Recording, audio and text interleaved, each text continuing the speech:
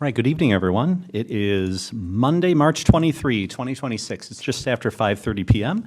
This is a public meeting of the School Board of West Bend Joint School District Number 1. More than 24 hours prior to the meeting, notice of the time, place, date, and subject matter of this meeting was posted at the entrance doors of the Education Service Center and on the district website. It was also sent to the West Bend Community Memorial Library, the Daily News, WRYU, the Milwaukee Journal-Sentinel, and other media sources that have requested notice of our meetings. I'll pause at this time to ask Superintendent Wimmer to confirm that this meeting was properly posted. Yes, it was. Great, thank you. Please rise and join us in reciting the Pledge of Allegiance. I pledge allegiance to the flag of the United States of America and to the republic for which it stands, one nation, under God, indivisible, with liberty and justice for all.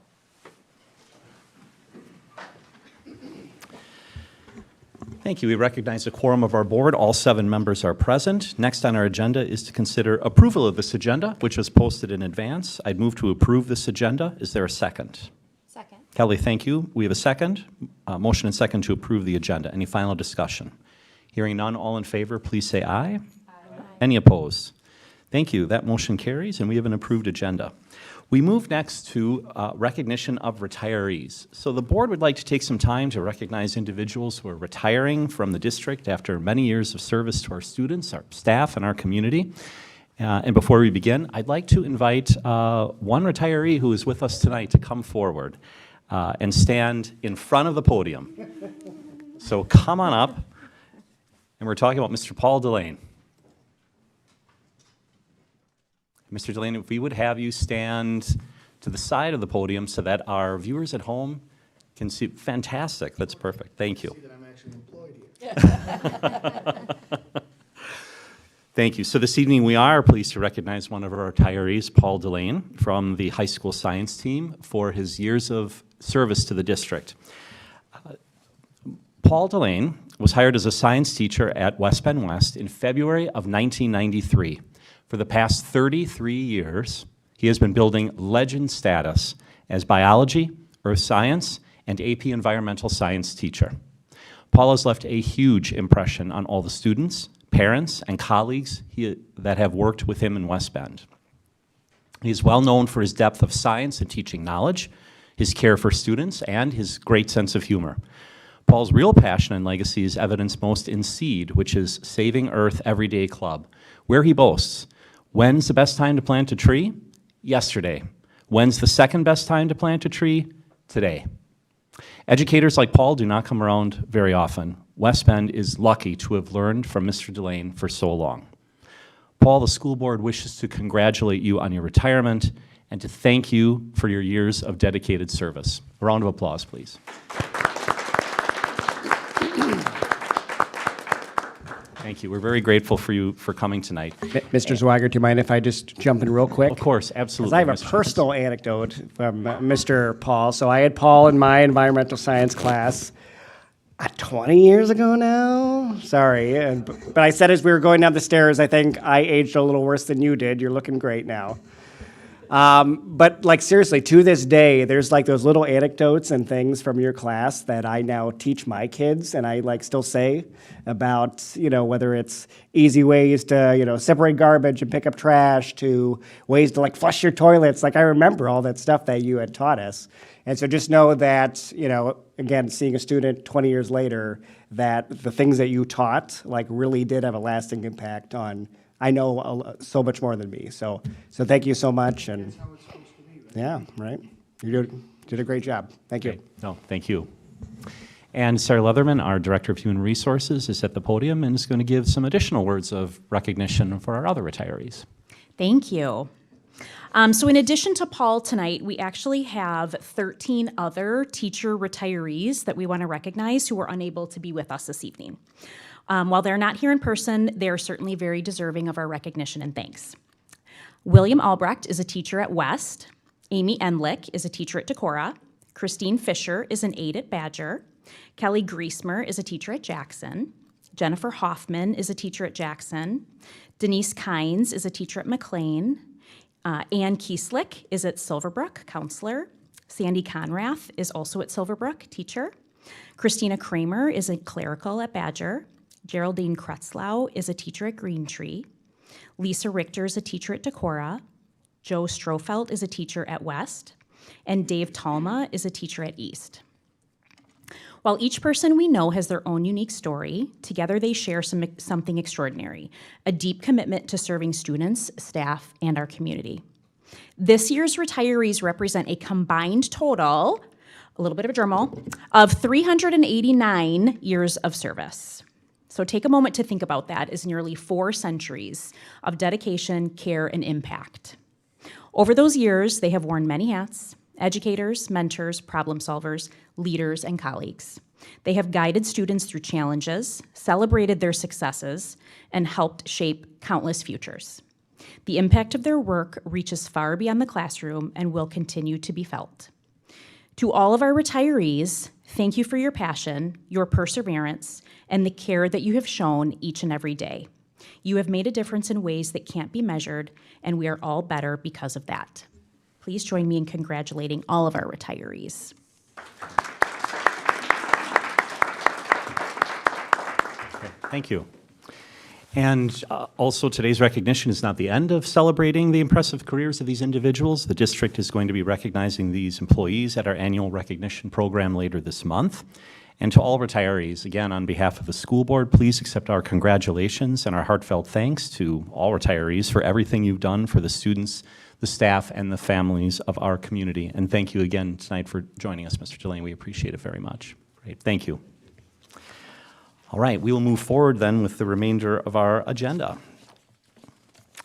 We come next to public participation, and I do not have public participation comment cards, so we move then to our consent agenda. And tonight on our consent agenda, we have minutes of the March 9, 2026 regular board meeting. We have 7 contracts, 1 resignation, no retirements. We have a vision services agreement, and a donation of tools by NAPA. Those are the items on the consent agenda. Are there any questions regarding the consent agenda? Hearing none, I would move to approve the items on the consent agenda. Is there a second? Second. Thank you, Melanie. We have a motion and second to approve the items on the consent agenda. Any final discussion? Hearing none, all in favor, please say aye. Aye. Any opposed? Thank you. That motion carries. And we move then to reports. Our first report tonight is the Curriculum Committee report, and Melanie Aragot, our committee chair, will give that report. All right. Good evening, Melanie. Yes, thank you. All right, so the Curriculum Committee met on March 17th to review progress on curriculum work across several content areas.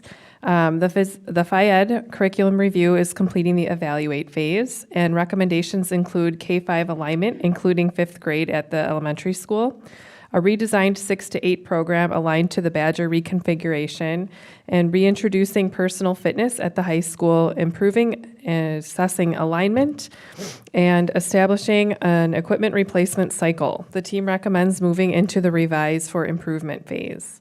In the 5 through 8 world language, they completed the evaluate phase. Identified needs include updated resources, addressing enrollment declines, reducing multiple course levels within single classes, and refining program pathways to clarify acquisition stages and high school entry points. The team recommends moving into the revise for improvement phase. We also heard from the K-12 art team. They completed the evaluate phase, and recommendations include revising units, assessments, and K-5 scope and sequence, aligning grades 6 through 8 with elementary, and refining K through 12 pathways to ensure program viability amidst declining enrollment. And the team recommends moving into the revise for improvement phase.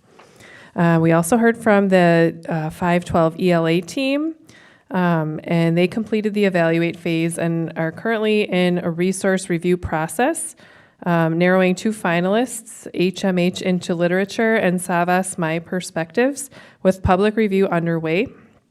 I believe it's currently at the ESC and at the public library. And the next steps include site visits, final evaluation, and development of an implementation plan. We anticipate a recommendation to the committee this spring with board consideration to follow. We also reviewed potential revisions to the curriculum cycle in advance of the next school year, and these revisions will reflect alignment with current needs and timelines of the various teams. And that concludes my report. Great. Thank you for your report. Any questions with regard to the Curriculum Committee report? All right, we appreciate the report. Next, we move to our construction report, and we invite Tim Harder, our Director of Facilities and Technology, to come forward and give the construction report. Good evening. All right, good evening, board members. Last time it was fencing when I was excited. Today, we actually put shovel in the ground.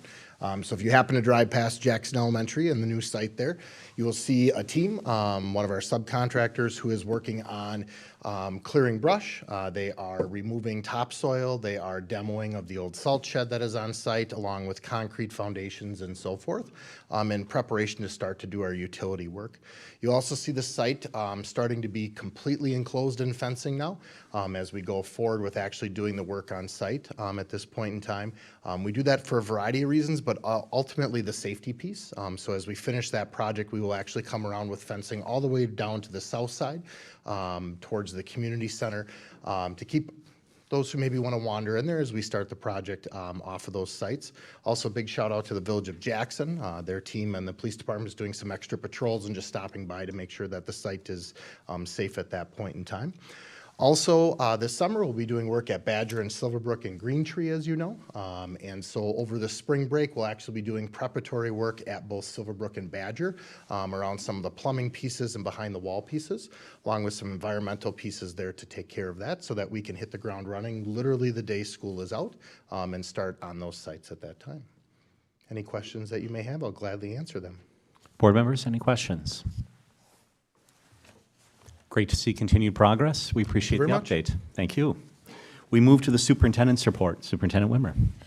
Yeah, I'd like to recognize West Bend Area Chamber of Commerce Leadership West Bend Group toured our high school's campus last week. Learned more about the district from myself, along with our board member, Mr. Pickler, as well as our Director of Facilities Technology, Mr. Harder, who you just heard from. Thank you to our culinary students who made us a fantastic catered lunch. And also thank you to the many students, whether we were talking to them along the way as we visited classrooms, but then a host of students come and join the tables and engage with community members, answer questions, talk about their experience at the high school. So it was a fantastic event. I'd like to thank the Chamber for allowing us to be a part of it. Joe, any reflections? We're saying, there was one point where Joe's like, I think everyone's suitably impressed.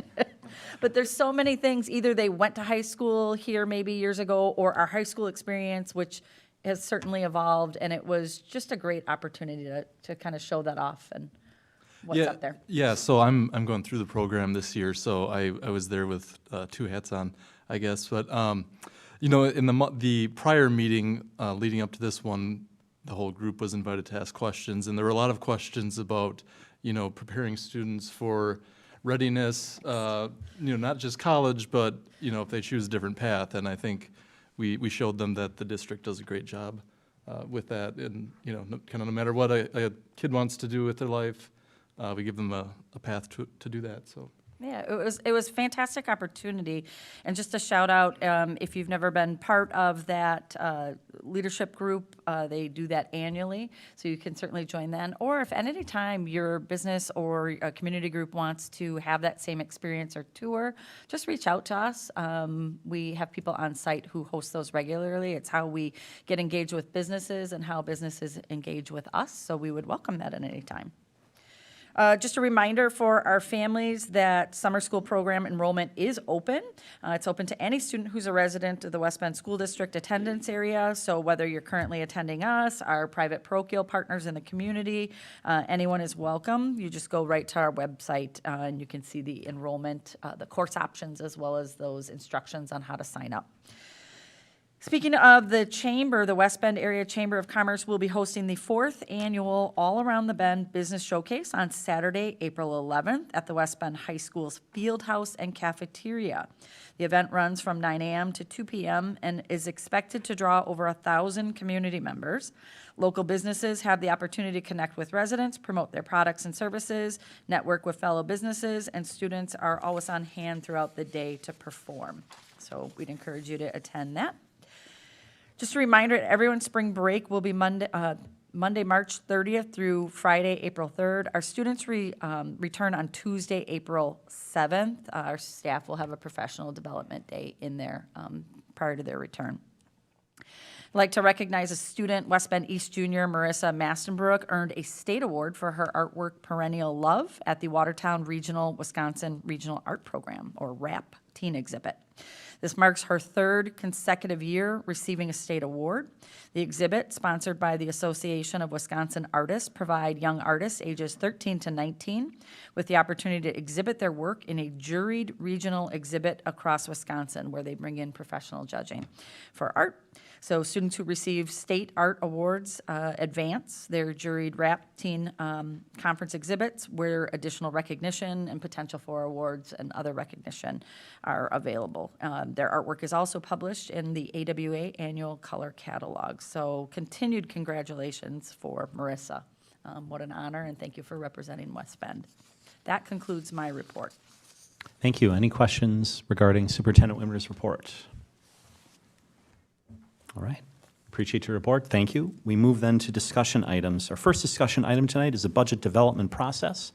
Lenny Hansen, our Assistant Superintendent, has joined us at the podium to walk us through this item. Good evening. Good evening. All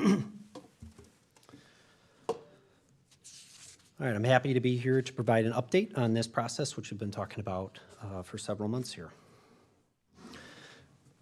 So what I want to do first is walk through this budget update by covering 5 important areas. So first, what I'm going to do is I'm going to share where we stand in our progress towards a balanced budget for next year. I'll then address reductions that are necessary to achieve the goal of a balanced budget. I'll also provide context about the district staffing, and from there, I'll then present data on our position of strength in terms of compensation and employee retention. And then I'll cover several long-term sustainability initiatives that we have underway, and then we'll just close with the next steps and timeline. And then following that, Director of Human Resources Sarah Leatherman will follow, talking a little bit more about the staffing plan priorities process.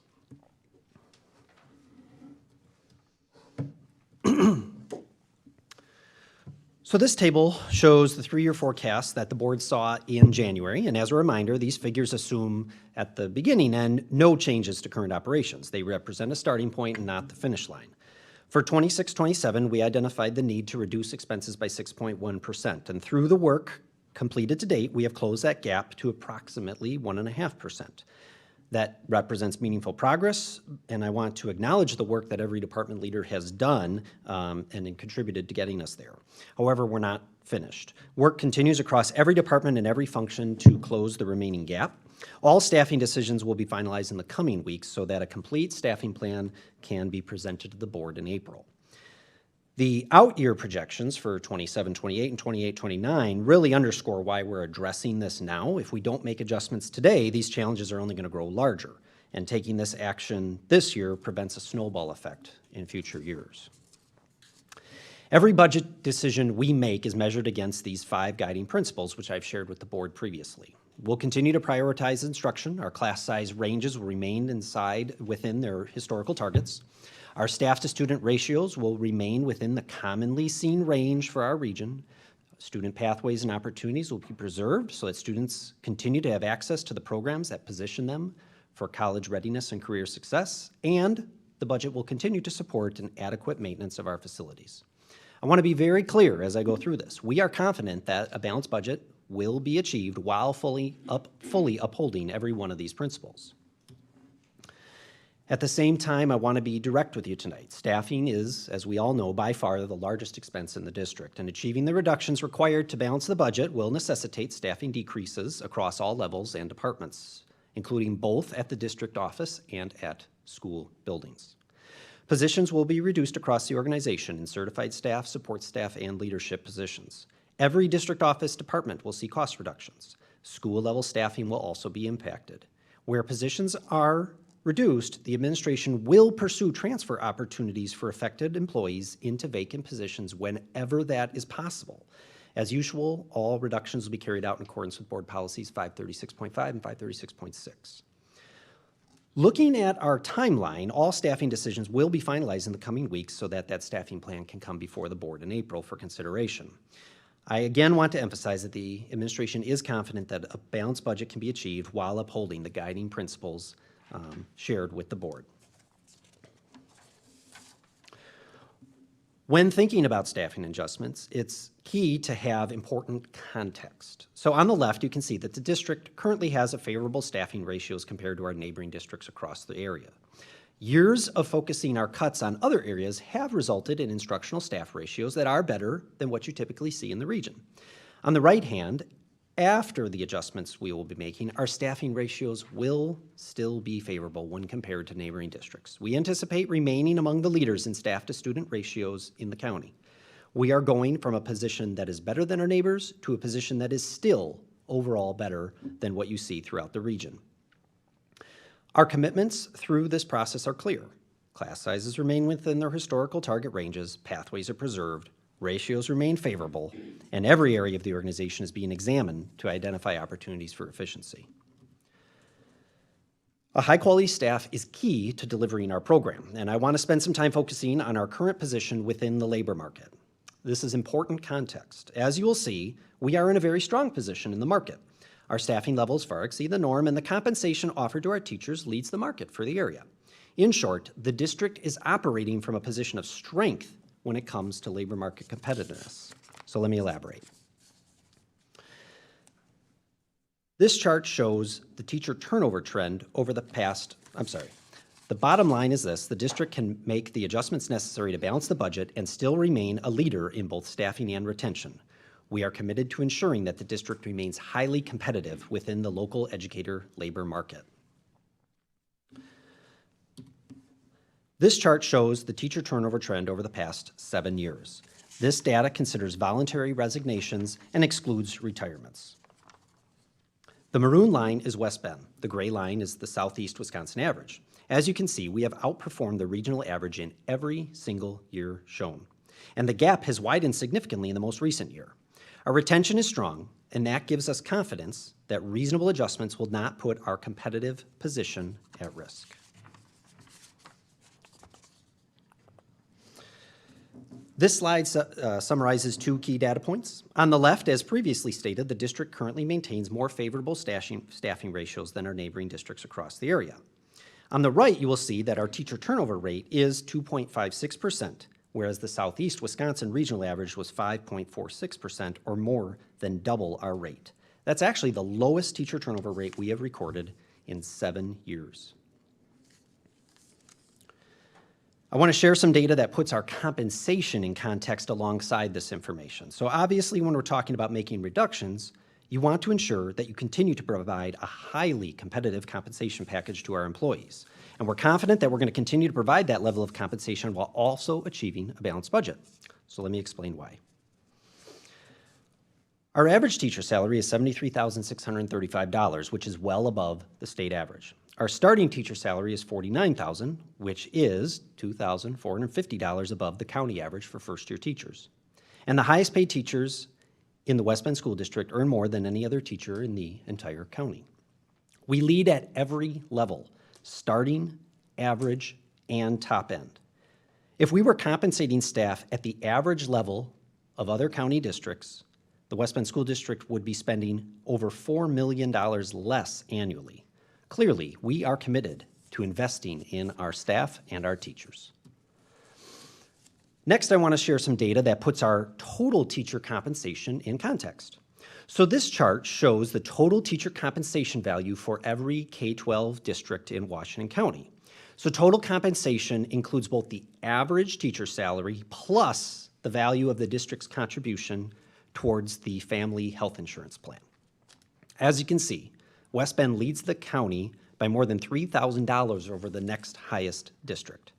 Now, this data comes to us from WEA Trust, which compiles publicly reported salary and health insurance information. And I mention the source because WEA Trust is a long-recognized pro-educator organization. This is not administration-generated data. It is independently compiled.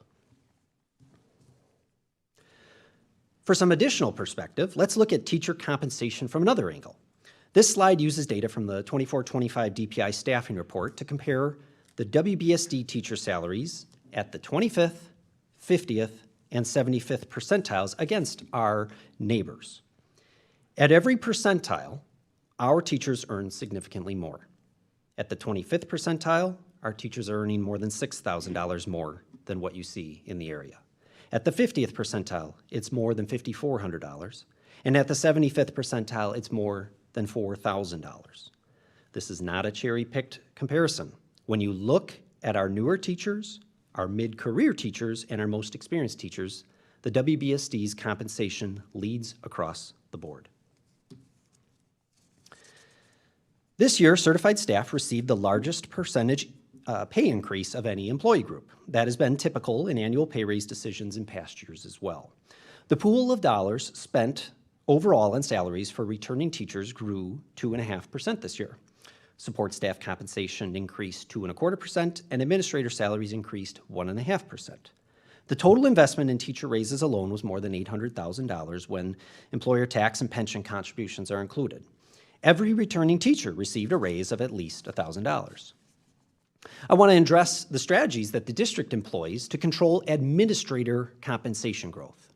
Administrators receive flat dollar amounts, not percentages, and they have been for multiple years. There are no longevity-based increases for administrators. There is a hard salary cap in place for administrators. Due to the hard cap and the flat dollar approach, the percentage increase an administrator receives actually decreases each year as their salary grows closer and closer to that cap. The district has implemented hard salary caps for all administrator positions. These caps are more restrictive than anything applied to any other salary of any other type of employee group in the district. The growth range available to administrators is about 14 to 15% above the starting salary for that position. You can compare that to 60% for teachers before salary growth slows. In some districts, teacher salaries are actually hard capped at a specific level, but the West Bend School District does not impose a hard capped restriction on teacher salaries. Rather, upon reaching certain salary levels, the growth in teacher salary slows, but it does not stop as it does with administrator salary growth. It's also important to clarify how DPI salary data is reported, as it can be easily misinterpreted. For example, when an employee is promoted mid-year, the DPI captures a blended salary that doesn't reflect the full year at either rate and can be confusing for people. So, for example, in the past, we once had an administrator move from a lower paying to a higher paying administrative role, but that happened in the middle of the school year. So that created some of this complexity in the DPI reporting. So in the DPI report, the first year was reported at the base salary of that lower paying position. And then in year two, it was reported as a hybrid year, where the first half of the year paid at the lower level was blended with the second half of the year paid at the higher level. Finally, on year three in the DPI report, the full actual salary of that new position was reported. Now, without this context, year three can look like a massive one-year raise, when in reality, it's simply the first time the data has caught up to that actual position change. As you can imagine, to someone who does not regularly work in these data sets, this can appear difficult to interpret. In fact, recent public comments suggested there was some confusion about this. Unfortunately, that's just how some of that DPI data reporting process works. However, as the board well knows, administrator salaries do not reflect that type of incorrect perception. Rather, there are several strategies, including some that I've just talked about, that help us restrain administrator salary growth.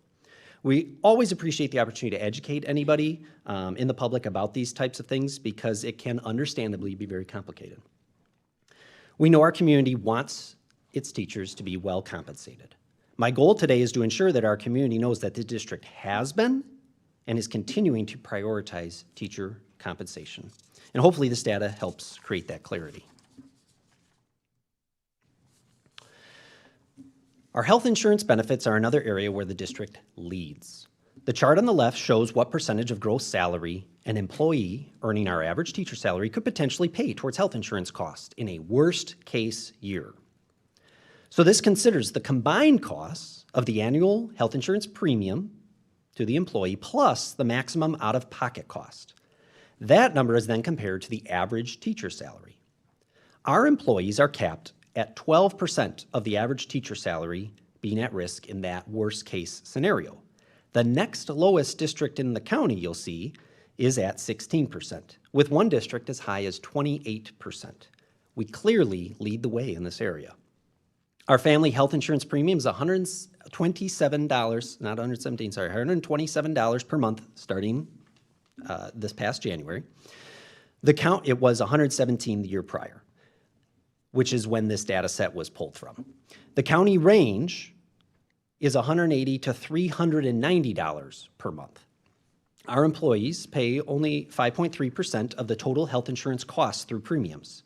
This is a tremendously valuable benefit and is another reason that our total compensation package is the strongest in the area. We are leaving no stone unturned in our effort to balance the budget. As was previously shared with the board, we are conducting an RFP for our pharmacy benefit manager to determine whether savings are available through our pharmacy benefit structure. We are also running an RFP for the employee health clinic as the current contract ends in July, and we want to ensure the next agreement is structured appropriately for our evolving staff size. Every single position in the district has been reviewed one by one. Every department in the district office will see cuts to its budget and/or staffing. And we are examining all aspects of total compensation to ensure long-term sustainability while remaining the compensation leader in our county. Now, when budgets are tight, it's natural to wonder about fund balance and how, if and how that could offset deficits. Therefore, I want to take a moment just to provide some clarity on how fund balance works, because I know this can be another complex topic and a source of confusion. So our board policy requires the district to maintain 10 to 20% of annual expenditures in our unassigned fund balance. The key word there is unassigned. Total fund balances includes committed funds that are set aside for specific purposes and are not available for general use. A large portion, in fact, of the district's fund balance is not in this unassigned area, but is committed.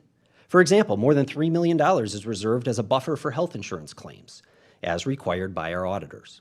More than $1.4 million is held in the Jackson Elementary School Construction Trust, which will be expended in the next year as construction of that school progresses. There are several other designated set-asides as well.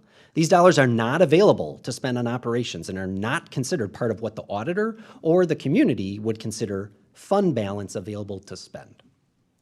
When you exclude those committed funds, our unassigned fund balance, which is what the policy is referring to, is approximately 17%, which is right in the middle of that board policy range of 10 to 20%.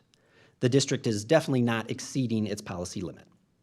Now, some may wonder whether you could use fund balance to close a budget gap and avoid making some difficult decisions. The answer is that doing so, in effect, creates a deficit budget, which is not sustainable and not best financial practice. Fund balance is not a recurring revenue source. It is one-time money. Spending it down to avoid making necessary adjustments does not solve the problem.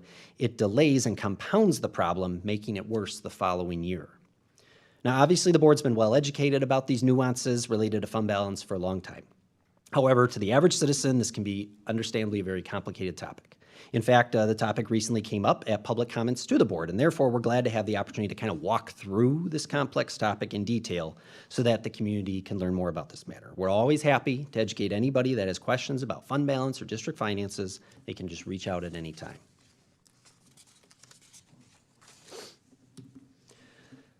So you've seen these charts before. They tell an important story, so it's worthy to revisit them briefly. As you can see, we emphasize lean operations outside the classroom so we can drive as many dollars as possible into classrooms and student instruction. This graph represents the information on those last charts in a manner that lets you more easily see the comparison between how the West Bend School District allocates its resources compared to the state norm.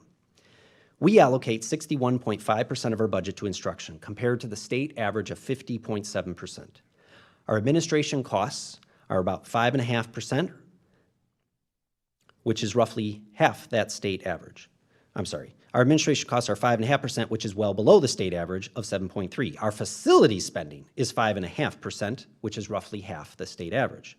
We operate extremely efficiently in non-instructional areas in order to maximize classroom resources. This approach will not end as we make the upcoming anticipated adjustments and reductions to the budget. We expect to continue prioritizing classroom costs more than other districts in the region and across the state. We want to ensure that every staff member can ask questions and learn what they want to know about the district's budget, compensation, and upcoming staffing decisions.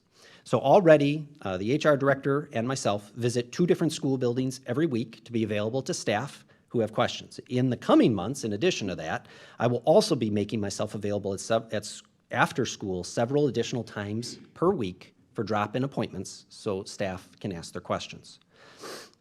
It'll allow them to ask their personal questions that they're most wondering about and ensure a high level of access as the budgeting and staffing process progresses.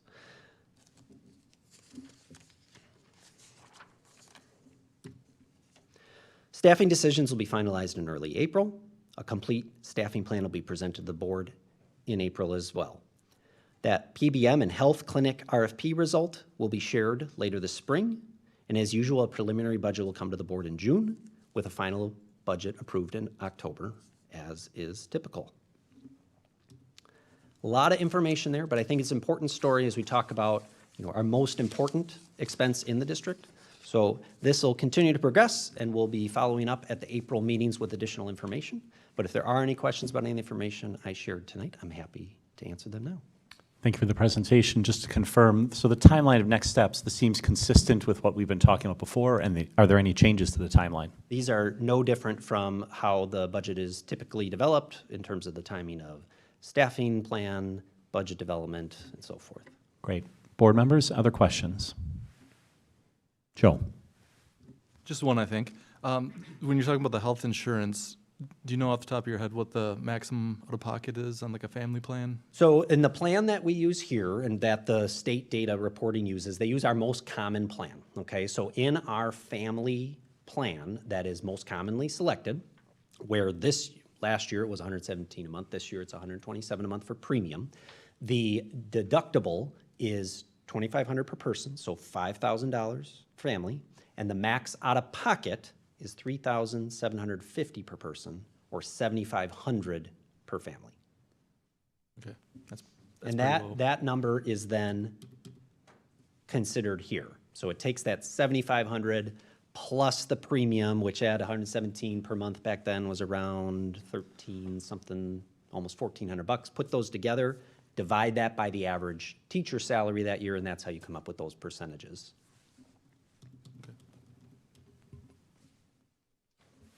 Board members, other questions? We appreciate the information as additional context. Obviously, much more discussion to happen at future meetings. We appreciate it. And now, somewhat part 2 of the presentation, correct? Absolutely. Thank you. Absolutely. Thank you. We invite Sarah Leatherman, our Director of Human Resources, back to the podium. And you'll be talking about 2026, 2027 preliminary staff planning priorities, correct? Yes, correct. Thank you. And good evening, board members. As Lenny alluded to, this is the time of year where we talk about the priorities of how we develop our staffing plan, and then the details of that staffing plan will be brought to you in our April board meetings. So this really is just the overview of the principles, our guiding principles that we use, and then a little bit about that process. So when we look at our staffing plan in any year, we look at these 3 guiding principles. We look at student need, which includes what academic support students need, and any additional supports. We look at our enrollment overall, and then we look at our budget, as Lenny has very thoroughly explained. So in our staffing planning process, we take all of these different components into our plan. And some of these are things that Lenny touched on already as well, but a few that I want to highlight are the pathways. So we have lots of pathways for students where they can earn college credit, where they can take dual credit classes. So anytime we look at our staffing, we want to ensure that we continue those pathways for students. Our class size, we keep within that range, our historical norms. And we prioritize what specific needs there are of certain programs. And I'll talk more about that as we go through. So our overall enrollment, you can see by grade. Those smaller cohorts that have been in the middle schools are traveling into the high school. So we see some declining enrollment moving into our high school. We see some stabilization in our upper elementaries. So as we look at this from a staffing priorities, we're looking at where do we align our staff with where our students are. And those implications are a little bit also of what Lenny alluded to. So if you look at our high school, for example, there could potentially be fewer sections of specific courses, but the class size ranges will not change. So we will not be driving up class numbers. The class sizes will still stay within those historical norms. We do have some reductions. Many of those can be accessed through attrition, so through retirements, which you saw we have had many of those this year, resignations, and one-year contracts. We do use our reduction in force policies if necessary, and again, as Lenny said, that's 536.5 and 536.6. As we know, student needs continue to be complex, and so we always take that into consideration when we're looking at any staffing plan.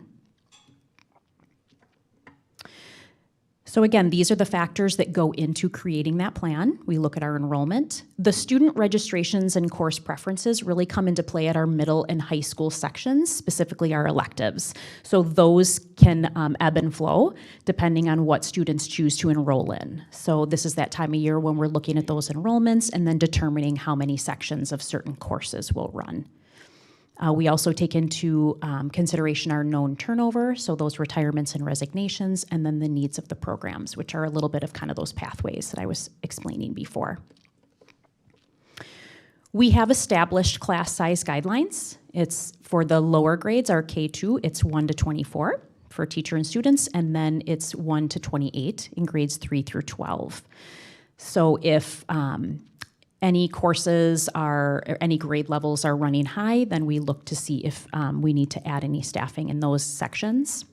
On the reverse side of that, any courses with an enrollment of fewer than 18 students may not be offered. This is a chart you have seen many times. So our budget considerations, we obviously take these things into account. We do have declining enrollment. However, at the same time, there is always an increase in student needs, be that academic or educational support or student services. So that's when we talk about, we look at the programming and we see where we need to deploy our staff. And these are also kind of our 4 main priorities. Obviously, we are learning focused, so we need to prioritize instruction. We also need to achieve long-term financial sustainability. Our class size ranges will stay within their historical norms. Our staff to student ratios will remain within our historical typical range when compared with our neighboring districts, and we will preserve student opportunity. So pathways will continue to be preserved for students in order to ensure that they are college and career ready. And as we've gone through this process over these last few months, these are kind of the 6 things that we've been looking at. So as Lenny stated, we have reviewed every position in the district. We analyze student needs by department.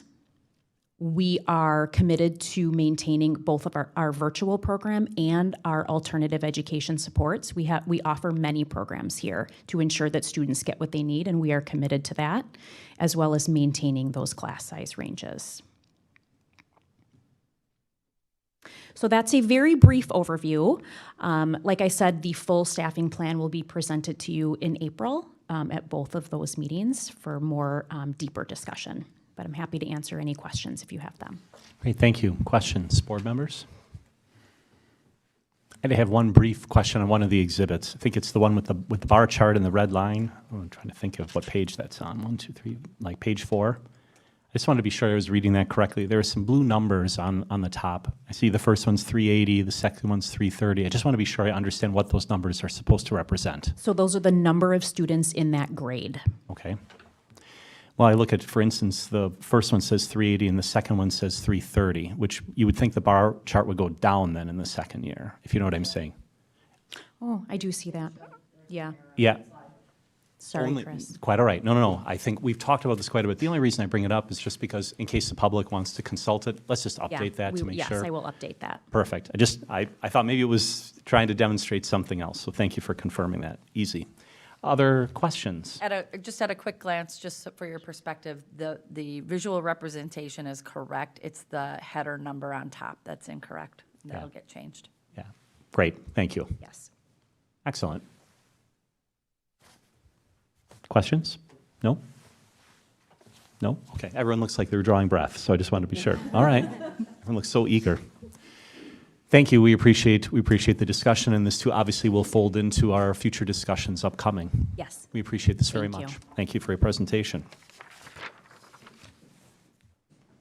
We move next to, I believe this is our sole action item, high school configuration, and Superintendent Wimmer, we'll turn this over to you. Correct. Just to remind you, again, we've been leading into this potential for you to take action in spring. What that action looks like is up to you as a board. I would anticipate discussion this evening following this. This is the presentation that I gave last time, but I've embedded some of that unpacking of the data by different subgroup, okay? So this is just a orientation to where we are. It's been months-long process. We had just finished community engagement and those pieces after kind of doing a little bit more in-depth learning as a board. And then, again, here's where you are poised for potential action.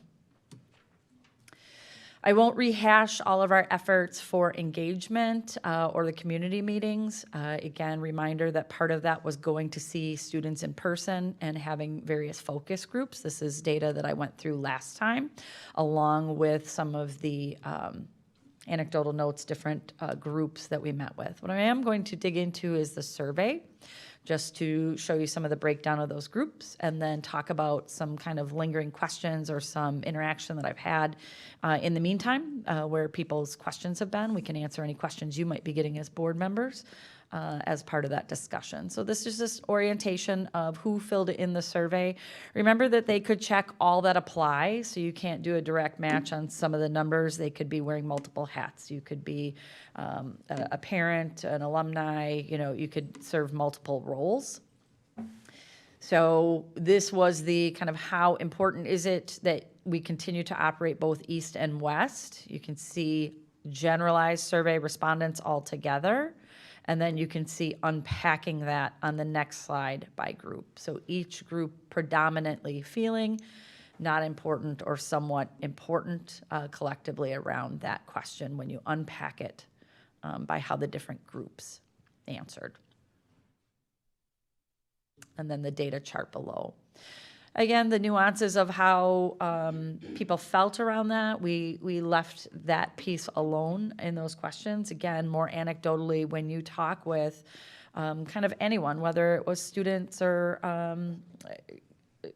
community members, et cetera, they'll have a position that they hold, and they'll have reasons, and sometimes they're the same reason for belief on kind of one or two in that question. And so there was just always a continuum of responses and feedback that went with the data. So having those two high school identities, how would that impact how you perceive the quality of West Bend? And then you can see us unpacking that of still, again, largely not finding that to have an impact on the perceived quality. I think there's a lot of recognition when certainly some of those academic pieces and those experiences play. They understand that those are already consolidated. And I think you see that in the data. Again, asking for specific feedback, some themes that we received throughout the survey. We left that. I've just embedded and uploaded so people could see those unpacked data numbers. So again, are you satisfied with current access that you have to clubs and other co-curricular programs? So largely satisfied with that. You can see that remains across all groups. I think we have well over 40 different offerings at that level. And again, those are already combined. The only nuance was that honor society, which is reflective of each school's identity. Looking at how important is it that each high school maintain its own social traditions. So that's where we separate. So we have homecoming courts, prom courts, et cetera, that get identified by school. So some of those pieces. So you can see how they unpack across different groups.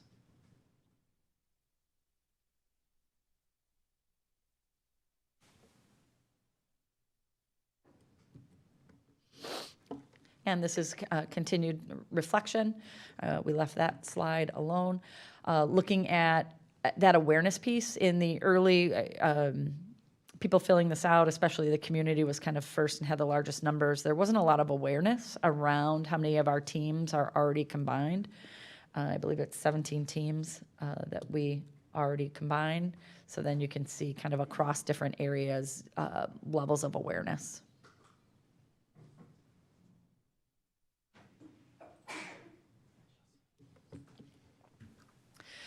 So East currently competes as the Suns, West compete as the Spartans. How important that they compete on separate teams when able, because again, some of those teams are combined right now, so how important is that?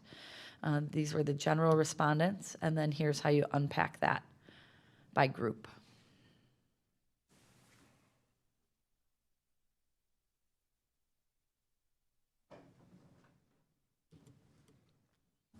This was a ranking of what was your most important, all selected student safety. You saw that one rise to the top. These are the general rankings. And then in this next slide, I'll show you each parent, different group, largely the same. They flipped a little bit on a couple, but again, every single group prioritizing safety and largely really staying in line with what each group felt. So again, that's the same graphic, but just showing you the data, how they selected, what their priority was. And again, largely the same. Again, same themes across the data. How important is financial sustainability to you when you consider the future of that configuration? Looking at those pieces, this was the general, and then here it is unpacked.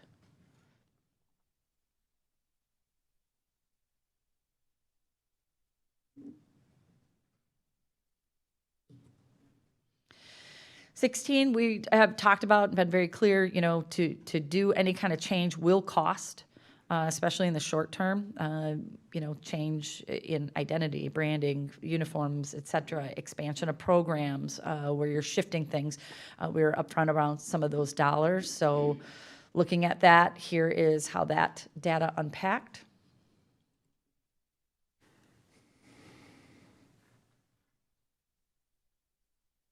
And again, that would be when we described that and went through that financial implication, you're going to yield some cost savings, but you're going to have to contribute portions of those. So you're not going to see that cumulative savings we talked about for a couple of years. So you'll have those dollars to give to that. They're not adding new, it's reallocating, but it's just tightening up what perceived savings you would have in those early years. And again, keeping this piece consistent around what were those themes in the data around additional comments, concerns. Same thing with this around priorities. And looking at that, we just unpacked the data end of the slide so that you could see groups.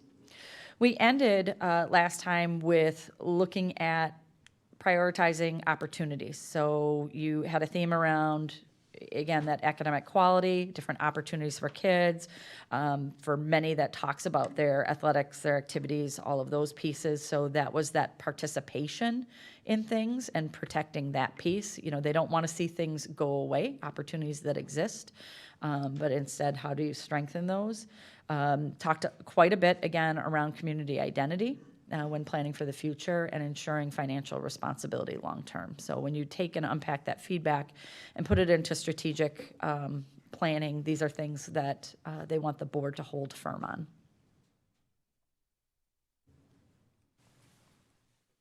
One of the questions that I got in the interim when I gave this feedback, I had some questions and people were like, hey, Jen, this is a false statement about athletics. People said it's going to be a stronger program and all of this. I'm like, oh, last time's presentation was other people's feedback and perceptions.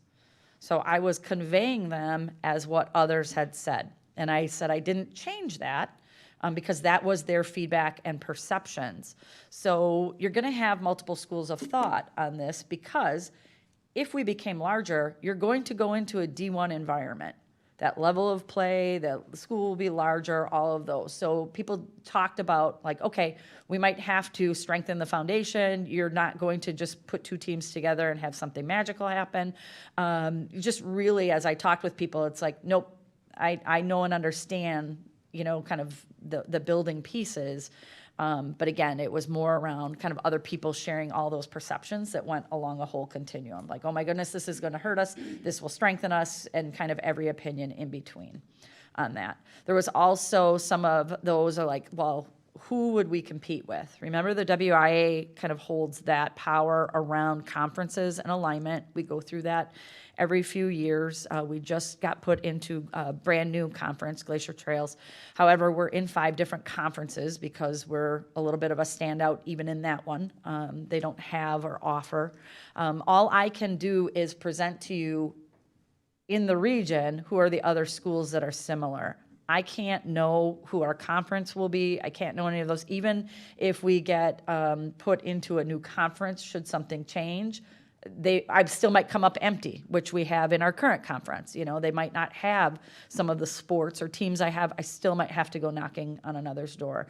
WIA looks at things like geographic region and travel time, but they're also looking at not just size, but competitive balance in a conference. And that is a process, again, that they hold, not necessarily us. Those are some of the questions I received and feedback in the interim between presentations. So again, that places us back in process. All along the way, we talked about kind of, we started last spring. So it started years ago with the facilities process. Then we started the spring prior asking people what they needed to see in a process. They talked about don't linger on things, just make the process and decision, you know, that was kind of that piece that led us to this timeline. This was a board-approved process and timeline. And we did our checks and balances along the way around, do you have the information you need for learning?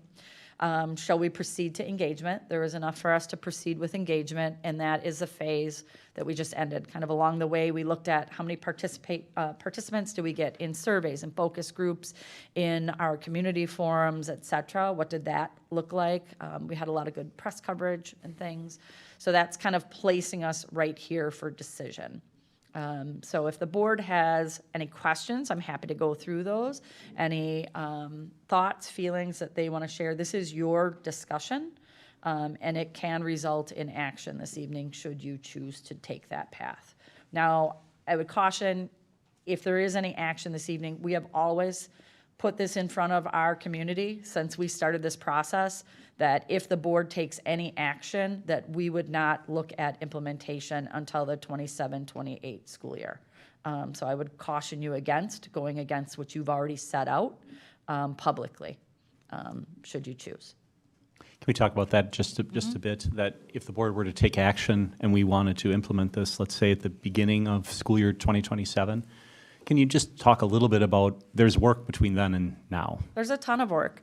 So you would almost restart, when I anticipate this, you would restart the entire process. So if the board chooses to make a change, you set off a completely new chain of events in which we develop another timeline and go through all the action steps that need to occur. You would start working with WIAA, you'd start working with DPI, which oversees, you know, how many schools and what that looks like.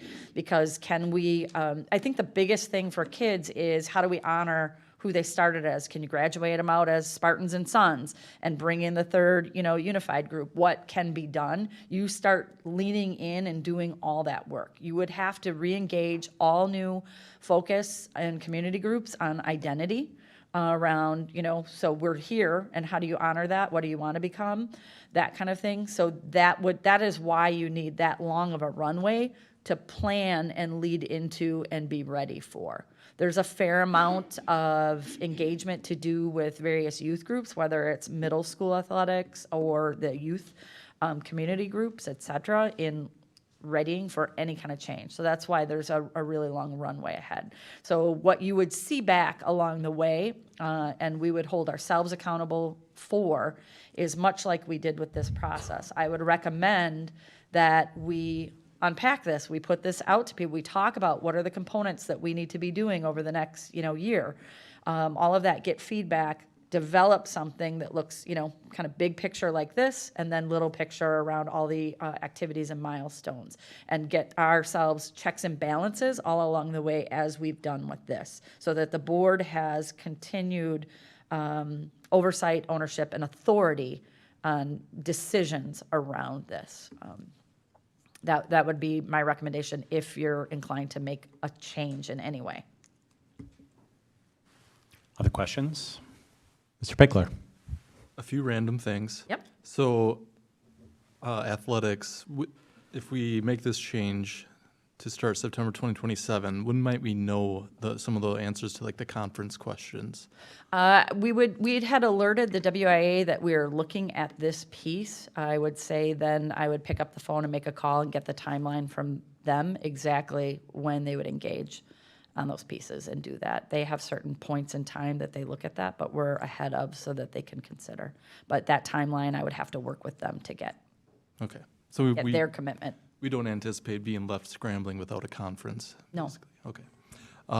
Okay, next random. Just to be clear to the public, we're left that way now for so many sports that we have to go shopping for. So hopefully, if there's any change, it would be an improvement. If not, we're prepared to do the work for kids. Yeah.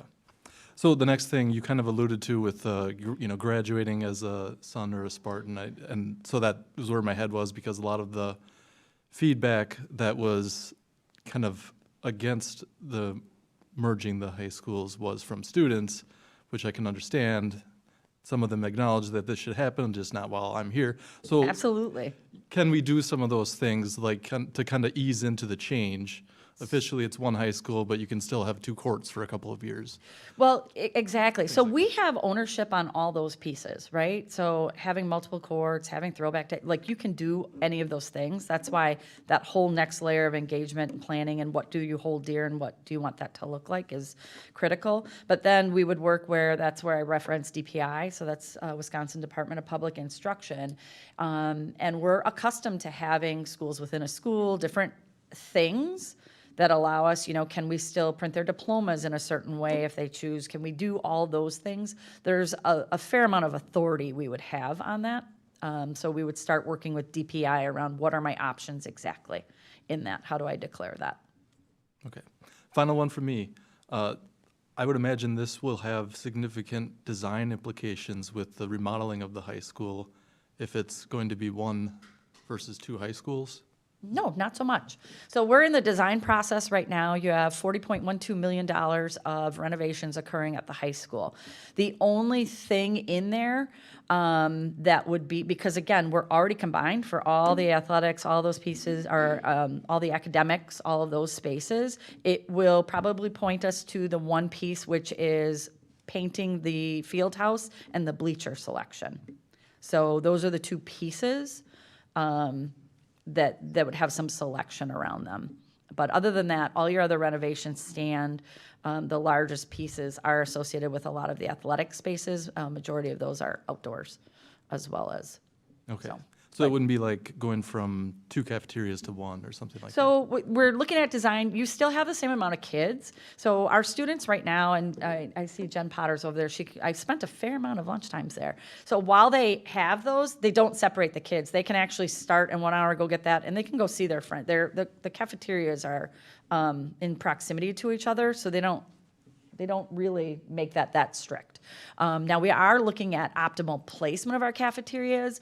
If you work in our cafeterias, you understand your operations are way down the hall, and then you have to come up and serve. They are looking at potential, can we put the two cafeterias in closer proximity so that they can share some of those operational pieces? But no, you still need to have that larger space, and we are not interested in having one ginormous cafeteria for kids. We're still interested in having multiple spaces. Dr. Tamaz? I know a while back we had looked at some short-term financial implications of like rebranding, logos, everything else. That all comes from internally from our budget. That's not a new taxpayer burden of any kind? Correct, none whatsoever. So we're spending it, I think it was close to $645,000 to run the duplicated portion of an athletic program, right? And then we added back the expansion, right? We were missing some teams. That was at about $95,000 ongoing in the future. But we had that allocation of roughly $645,000. So we would be able to expand and carry that forward, and then all those savings offset the uniforms. So especially long-term, as we clear some of those expenditures for rebranding, you're looking at over $1 million in savings collectively as early as that third year. But no, there are no new dollars. It's a reallocation of current dollars with a savings. So at this point, then, this really isn't a financial decision, so to speak, to the community. There's no negative financial impact to the community at this point. So, you know, the main discussion, I think, just comes down to then, like, you know, operations, you know, efficiency of scale, you know, teams, athletics, academics. It's really more of a what I saw on the reports didn't look like there was a lot of people that were overly concerned, or at least majority-wise. There were some people very concerned, but the majority of the concerns did not seem to be around, like, lost opportunities. I mean, that's a potential pitfall of this. Correct. But it seemed like that wasn't what the majority concern was. It was No. more, a lot of it seemed to focus more around, like, traditions and rivalries and kind of Absolutely. like the feelings of combining the schools rather than the practicality of combining the schools. Correct. Since they operate almost like a combined school for many things. And it's very interesting perspectives, as I had said before, where you'll have kids say, you know, when you're talking with eighth graders, like, why do you do this to us? We're raised together, we do this, we do all these things together, and then you make us pick randomly. Or you'll have high schoolers going like, you mean we could graduate together? You have us together and then you separate us for the most important milestone. And then you'll have the inverse of every kid loving that we are unique and special and the traditions. But I also had a bunch of students, you know, and they could be generational, where it's like, yeah, but if we weren't, like, who would we play for homecoming? Like, they did not understand that most play other people for homecoming. This is something really unique to us. And they love what's unique. I never find flaw in people who love their schools. You know, I expect that. I'd be wondering why they didn't, if they didn't have that. But to your point, it's mostly really looking at things that they love about their school and their identity in those pieces. But there's a fair amount of understanding with those. But I also hold firm to no one on this board or in this administration is interested in minimizing opportunities for kids. And we, in our financial put out there, then you will have to reinvest. You can't carve out and just say, yep, I'm taking $650,000 in savings and running with it. You have to reinvest and shift to make that happen. With some of the opportunities that may be compromised are outside of our control, correct? Like Correct. certain scholarship opportunities that are like per school, valedictorian status, that kind of stuff. I mean, some of those things are going to be like, you know, like if it's a combined, we can't just say, oh, we're going to preserve all of this. Is that correct? Yep, Like we there's lose some things that control? we don't totally control. Just as I talked about, I don't control the WIA. If I did, we'd have a lot of other different things going on. But I don't control them, and I don't control columns. So when people think about scholarships, something that makes West Bend unique is there is an outside independent organization of columns that has scholarships for our students. Some of them are branded East and West. Columns is aware and has participated in our community sessions on that, and they're just waiting for a decision so they can go back to their membership to talk about perhaps rebranding or doing those things to be in alignment with that. But again, they are, to your point, that's a separate organization. I can't dictate there, but they are aware. Thank you.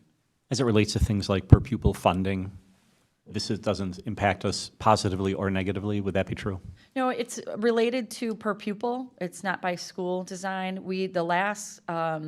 Sometimes you could apply for grants and you used your unique school ID, but those were DOJ grants, things like that. We haven't seen anything like that in years happen. So sometimes you can do it that way, but it's largely now per pupil opportunities. And also, I think you commented on this as we've gone along, but the response rate on this survey, I think the board has expressed we thought that there was a decent response rate. Can you talk a little bit more about that? Yeah, we went through and unpacked. My target was when we did the referendum survey, I think we had roughly 1,600 kind of adults in the community fill that in, and I wanted to make sure we outpaced that. And when you looked at that rate, I can pop it back up for you. Sorry, don't anyone look, it'll make you sick. For reference, the referendum survey yielded 1,609 responses.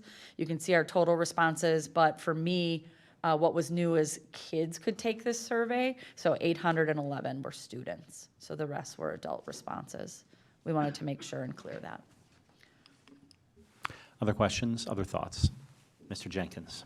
All right, I got a couple things. So first off, I think there's two positives to me of why we should be combining. The first one, and I think was evident in the survey here, is that we're not losing any of our academic excellence. We're still going to have amazing teachers and amazing students and awesome programming and do all the wonderful things that we're going to do, whether we have one high school or two.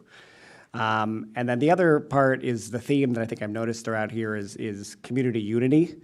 And as somebody who, is the former mayor of West Bend, I pride that we are one really strong, kick-ass community, right? And we should have, with one school district, one really awesome high school. And I love that the survey reflects that we still have that community unity, and we're still behind that. And I brought my Letterman's jacket here today as evidence that I strongly remember the two high schools and the dynamics that we have, and the whole West is the best and East is the least, but we're not going to say that. But the rivalry is real, and I remember those days of that being a true part of the high school experience. But I think what's evident here, and both in students now and parents now, and my kids that are going through the system, it's just not as important, and that's okay, right? That we can have those fond memories of that rivalry, but we can also build it up to have a strong unifying message in school district moving forward. So I say all that to say because I prepared a motion here that I will move to initiate the process of consolidating the district's two high schools into one high school for the 2027-28 school year. And with that, I'd like to include the development of an implementation plan, make sure we have a clear timeline, and we continue to engage our stakeholders throughout that process. And then that can culminate into some future board action as we move forward. Thank you. Just taking notes on that. You may have to read that back, Sure. but I've got some notes on that. Yep. We have a motion on the floor to initiate the process to consolidate two schools to one. Let me see if I have this right. 2027, 2028 school year effective, with an implementation plan, a timeline, plan for stakeholder engagement, and perhaps future board action on some of those items. Correct. Right. We have a motion. Is there a second? A second. Melanie, thank you. We have a motion and second. Any final discussion? Hearing none. All in favor, please say aye. Aye. Are there any opposed? The motion carries. Thank you, and we appreciate all of the work, and it's just really beginning on the part of the administration, but also on the community. I think what I'll say is, based on the survey results, our community has the courage to adapt, to better prepare ourselves for the future, and so we look forward to continuing that process. What I will do to kind of launch that is in our district news that goes out Wednesday, I'll talk about the board action and then invite people to continue that conversation with me as I work to develop probably that when we return in April, start structuring these pieces and just getting continued feedback from people around what the future process looks like and questions that need to be addressed. So we'll kind of relaunch an engagement phase immediately. Where they can put their questions and comments, et cetera, and then I'll bring that back. And I'll start bringing back things for you as soon as April around sketching in timelines, et cetera. Great. Thank you. Just, I stand by my aye, but I also want to say that I want to make sure that, the community understands that we want to make sure we're holding accountability, holding people accountable for following through on these things, like pursuing, enhanced opportunities and doing our best to maintain the athletic opportunities and the academic opportunities for students. I think it is important for the students who are impacted directly, our sophomores and juniors specifically as the years roll around, and freshmen, that they have an opportunity, that we figure out some sort of a glide path to allow them what kind of graduation they were hoping to have. I think that's important. And I will say that I think in all the years this has come up, I mean, obviously, I'm a 94 graduate from West, and this has been coming up, every so often for a long time.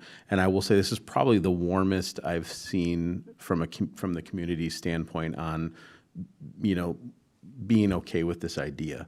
You know, it seems like at best it was 50-50, but that was only if you asked the community at broad. If you ask, you know, West Benders, it was not 50-50. You know, it was much more of keeping it how it was. So I think that's probably what's softened me on my decision to move forward. Just seeing that it is, I think, as best supported as I've seen it. So just wanted to say that for the record. That's great. Well stated. Thank you. All right, thank you. I believe that was our only action item tonight, which takes us then to future agenda items and our board meeting calendar.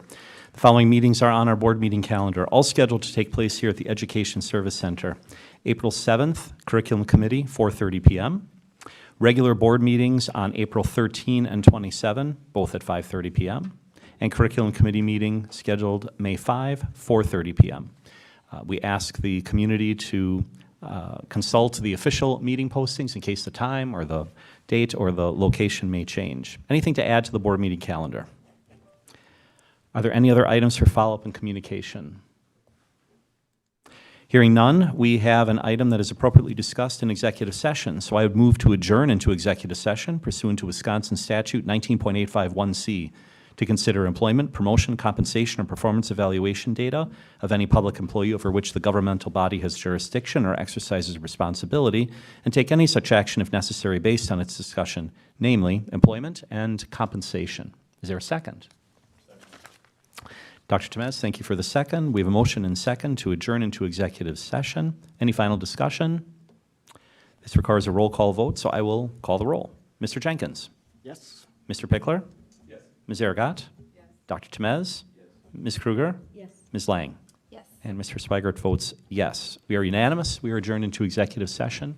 Thank you, everyone, for attending in person or remotely. We look forward to seeing you at a future meeting.